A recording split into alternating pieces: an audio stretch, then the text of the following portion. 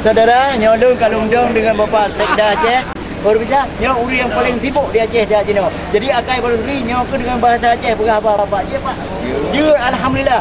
Jadi tak kala Bapak Sekda Aceh uronyo nampak ji wajah berseri, wajah gonya sangat senyum gonya bisa mewakili seluruh jajaran pemerintah Aceh. Permisa. Jadi mungkin dengan hadir Bapak Sekda uronyo mungkin kamu dan seluruh wartawan kan lengkaplah acara HPN di kesempatan uronyo walaupun tampil. Jadi serah le madum Bapak Sekda didampingi oleh Bapak Ketua PWI Aceh dan juga di samping Bapak Ketua PWI nanti Bapak Bupati Kabupaten Aceh Barat yang uronyo hadir gonya kena dalam acara HPN. Jadi saudara Lemandu perleh kita yang baju segala bapaknya ke belakang kapal Aceh Hebat itu kadang-kadang kapal maju kadang-kadang dia sibuk Pak. Jadi permisa Pak dengan acara HPN uronyo yang lebih beda dengan uronyo yang lain Pak. Uronyo dari kapal bersama hanya kena kamu kumpul wartawan Madu.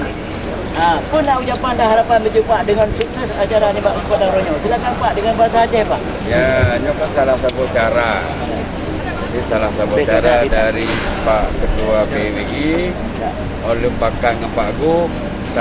Urung ke kawasan ngenduk acara ya Pak. Ya. Sebagai berkesan tersendiri bagi PWI Aceh. Oh benar Pak ya? Okey Pak. Jadi Bapak kan dulu yang paling sibuk. Uronyo Bapak sempat ini je kedua dengan acara yang istimewanya bagi wartawan-wartawan. Pun pesan Pak baju bawa ke wartawan dan ke orang yang menggunakan wartawan Pak. Karena wartawannya ini kan harus mendampingi dengan rakyat ini. Ana dengan pemerintah Pak. Nya Bapak apa? Dia Pak, silakan Pak. Jadi yang pertama kan saling wartawan kan menyampaikan informasi. Ya, Pak. Nah, gimana cara wartawan mengumpul informasi yang tepat dan menyampaikan dengan yang tepat. Cuma kadang-kadang kendala aja hanya mengumpul sumber yang tepat sehingga demi berita di anak depan. Jadi beklam kalau lebih hadiah le dulu-dulunya soal yang tepat di informasi beklam. Benar Bang.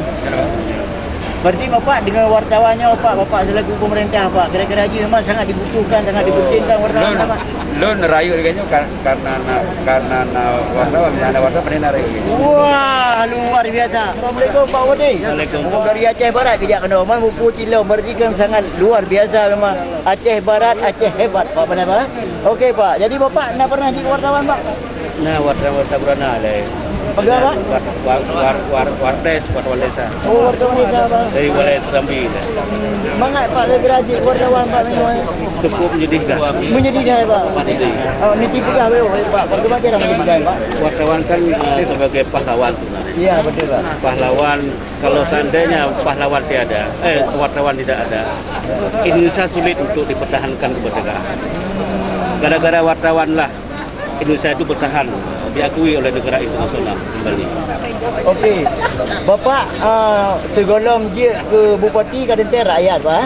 Jadi waktu Gino Bapak kaji ke dalam pemimpin pemerintahan daerah. Kira-kira nak pernah Pak sakit hati kepada wartawan Pak. Wah, wartawan ini kurang ajar pembayi. Nak benar Pak? Ana ada Pak. Kira-kira sampai macam angkat wartawannya adalah bekerja sama dengan pemerintah untuk membangun daerah benar Pak. Nah, harapan don adalah para wartawan bekerjalah sesuai dengan institusi untuk kepentingan rakyat. Karena wartawan adalah lahir untuk memotivasi pemerintah, memotivasi rakyat. Dia bukan untuk mengganggu pemerintah, bukan mengganggu rakyat, tapi untuk membangun komitmen bersama untuk membangun negara.